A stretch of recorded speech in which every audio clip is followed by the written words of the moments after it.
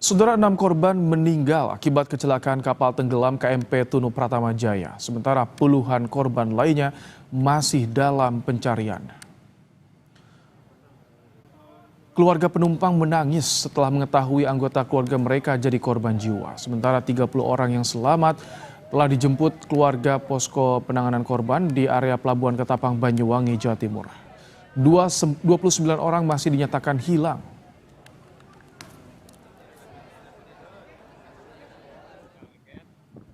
Yang selamat saat ini untuk data ada 30 orang, 30 orang dengan 6 orang dalam kondisi meninggal dunia. Nah, untuk yang saat ini di transfer dari posko besar Gilimanuk ke posko di Ketapang, saat ini adalah 21 orang survivor dalam kondisi selamat. Seorang warga negara Malaysia dilaporkan hilang dalam insiden tenggelamnya KMP Tunu Pratama Jaya di Selat Bali. Korban yang bernama Fauzi bin Awang dilaporkan hilang dalam peristiwa ini. Ia menaiki travel menyeberang ke Bali dan berencana terbang dari Bandara Igusti Ngurah Rai menuju Malaysia. Sementara istrinya masih menunggu kabar di posko pencarian di lobi Pelabuhan Ketapang. Ada kabar tadi malam katanya KMP ini tenggelam. Kebetulan nomor kendaraan travel yang dinaiki sama Bang Fauzi nomor DK 7994 AC yang tenggelam ini gitu. Dan sampai detik ini juga belum ada kabar ditemukan dalam keadaan selamat. Suasana duka menyelimuti posko penanganan korban tenggelamnya KMP Tunu Pratama Jaya di area Pelabuhan Ketapang, Banyuwangi, Jawa Timur. Keluarga menangis histeris setelah mengetahui nama kerabat mereka masuk dalam daftar penumpang kapal yang tenggelam. Di sisi lain, ada keluarga yang terharu ketika mengetahui anggota keluarga mereka selamat dari kecelakaan di Selat Bali Rabu malam. Sejumlah keluarga memeluk kerabat mereka begitu tiba di posko penanganan korban. Eka Toniansyah, salah satu korban selamat, menyebut dirinya sempat terombang-ambing selama 4 jam sebelum akhirnya diselamatkan nelayan yang melintas. Pertamanya saya di atas kapal aman, Mbak. Lalu itu semua orang panik, tiba-tiba kapalnya miring. Itu semua orang berebutan pelampung. Akhirnya kapalnya tenggelam. Saya terkena ombak dan terombang-ambing di lautan kurang lebih 4 jam, Mbak. Tim SAR datang membantu Anda atau dari warga sekitar mungkin? Itu berapa lama nunggunya, Mas? Ya sekitar 4 jaman itu ada nelayan perahu untuk datang. Sebelumnya, KMP Tunu Pratama Jaya yang mengangkut 53 penumpang, 12 kru dan 22 kendaraan tenggelam di perairan Selat Bali pada Rabu malam. Kapal feri itu bertolak dari Pelabuhan Ketapang, Banyuwangi, Jawa Timur Rabu pukul 23:05 waktu Indonesia Barat menuju Pelabuhan Gilimanuk, Bali. Pukul 00:15 waktu Indonesia Tengah, KMP Tunu Pratama Jaya meminta pertolongan, diduga karena mengalami kebocoran mesin kapal. Pukul 00:19 waktu Indonesia Tengah, KMP Tunu Pratama Jaya mengalami blackout. Tim SAR gabungan yang terdiri dari Basarnas, BPBD, TNI Angkatan Laut hingga Satpol Air masih terus melakukan penyisiran di perairan Selat Bali untuk mencari korban yang hilang. Tim Liputan, Kompas TV. Untuk lebih lengkap terkait dengan pencarian korban tenggelam KMP Tunu Pratama Jaya, kita bergabung dengan Deputi Operasi dan Kesiapsiagaan Basarnas Laksda Purnawirawan Ribut Eko Suyatno. Selamat malam Pak Ribut, dengan Ibrahim dari Studio Kompas TV.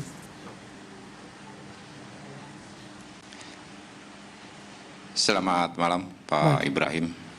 Pak Ribut, jadi bagaimana saat ini perkembangan pencarian korban? Apakah ada informasi korban yang baru ditemukan? Berapa jumlahnya sejauh ini Pak hingga malam ini?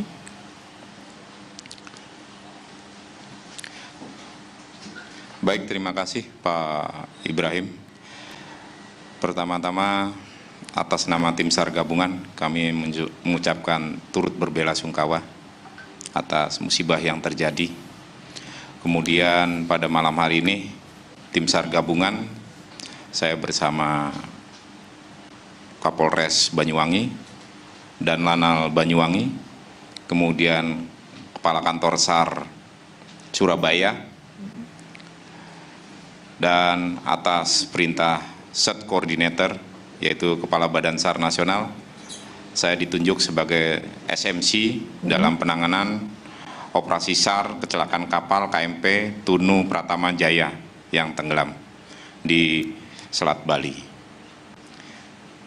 Jadi pada hari ini, hari pertama pencarian dan pertolongan dari musibah yang terjadi, yaitu KMP Tunu Pratama Jaya, kami melibatkan seluruh stakeholder terkait dan seluruh potensi nasional yang tergabung dalam potensi SAR, dari TNI dan Polri, pemerintah daerah, Kementerian Perhubungan melalui KSOP dan ASDP.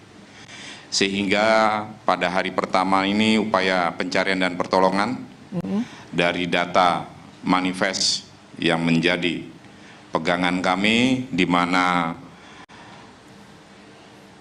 12 orang kru ataupun ABK dari KMP, kemudian 53 penumpang dengan total seluruhnya 65 personil. Dari pencarian hari pertama ini, kami berhasil mengevakuasi 35 orang dengan kondisi selamat. Dalam keadaan selamat 29 orang, kemudian dalam kondisi meninggal dunia ada 6 orang. Sehingga masih ada 30 orang yang dalam proses pencarian yang akan kita lakukan esok hari. Oke, baik. Pak Ribut, pada hari ini tadi kami sudah melakukan rapat koordinasi yang dipimpin oleh baik, Pak Ribut, bagaimana saat ini karakter dari Selat Bali? Apa tantangan dari tim SAR untuk mencari korban, Pak Ribut?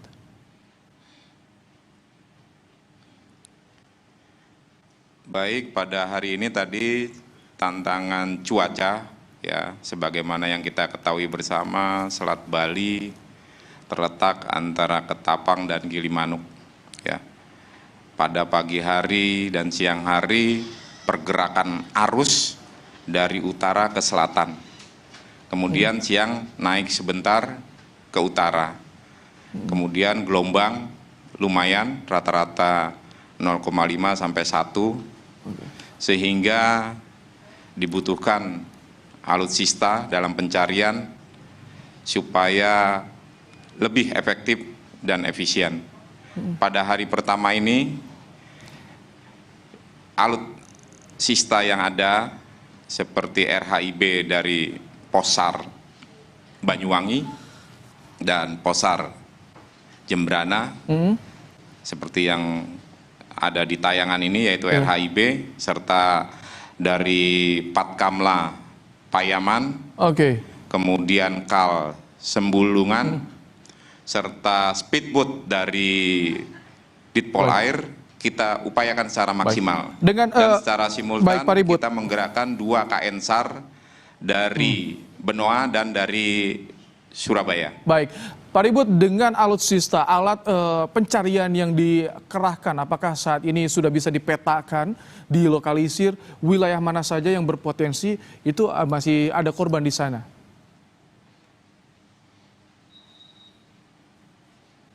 Baik, dari hasil pencarian hari ini ada di 2 titik kita, yaitu di perairan wilayah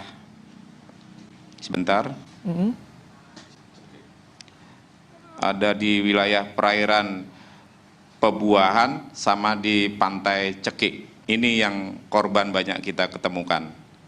Sehingga itu dari data arus pasang surut mengarah dari utara ke selatan, sehingga rencana pencarian yang kita lakukan itu lebih mengarah ke sektor selatan. Oke. Demikian. Ke depan apakah seperti drone thermal atau aqua ice, tim diving, penyelam juga dikerahkan Pak Ribut untuk bisa memudahkan pencarian ini?